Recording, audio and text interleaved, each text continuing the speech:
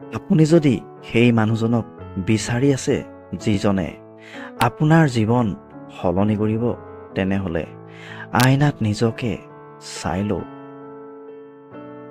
মানুহ সফল তেতিয়াই হয় যেতিয়া জগতক নহয় বৰঞ্চ নিজক সলনি কৰিবলৈ আৰম্ভ কৰে। আজি যদি তুমি সময়ৰ মূল্য বুজি তোমাৰ কৰিবলগীয়া কামবোৰ কৰি যোৱা, তেন্তে আহি থকা সময়বোৰ তোমাৰেই হ'ব।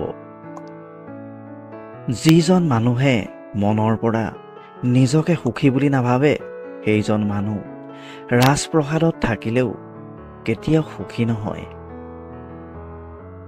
কিছুমান কথা নিজেও সহ্য কৰিবলৈ শিকিব লাগে, কাৰণ আমাৰ মাজতো এনেকুৱা বহুত ভুল আছে যাক আনে সহ্য কৰি আহিছে। জীৱন যুদ্ধত হাৰি নাযাবলৈ হ'লে সদায় নিজৰ ওপৰত বিশ্বাস ৰাখিব লাগে। সফলতা কেৱল দুটা কলাৰ ওপৰত নিৰ্ভৰ কৰে, আৰু সেই কলা দুটা হৈছে চেষ্টা আৰু পৰিশ্ৰম।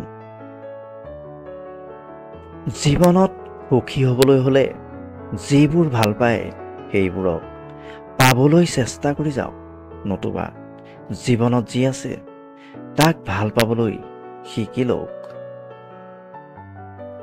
ভৰসা নিজৰ ওপৰত ৰাখিলে শক্তি বাঢ়ে, আৰু আনৰ ওপৰত ৰাখিলে দুৰ্বলতা বাঢ়ে।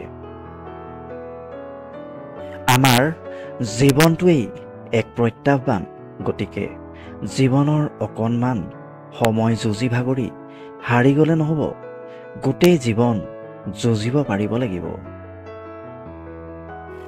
আনে যিমানেই যি নকওক কিয় আপুনি মনে মনে থাকিবলৈ শিকক, কিয়নো সূৰ্যই যিমান প্ৰখৰ ৰ'দ দিলেও পৃথিৱীৰ সাগৰক শুকুৱাব কেতিয়াও নোৱাৰে।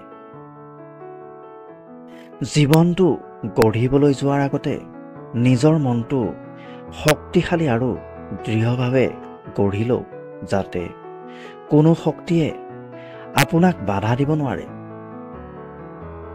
তোমাৰ জীৱনত যিমানেই সমস্যা আহিব, সিমানেই তুমি সফলতা পাই গৈ থাকিবা, কাৰণ সকলো সমস্যাই লগত এটা সুযোগ লৈ আহে। পৃথিৱীৰ সকলোৱে আপোনাৰ লগত বেইমানি কৰিলেও আপোনাৰ পৰিশ্ৰম আৰু যোগ্যতাই কেতিয়াও বেইমানি নকৰে। জীৱনত পাৰিলে পানীৰ দৰে হ'বলৈ চেষ্টা কৰা, নিজৰ ৰাস্তা নিজেই তৈয়াৰ কৰি ল'ব পাৰিবা। সফলতাৰ আনন্দ উপভোগ কৰাটো ভাল কথা, কিন্তু তাতকৈ জৰুৰী আপোনাৰ অসফলতাৰ পৰা শিক্ষা লোৱাটো।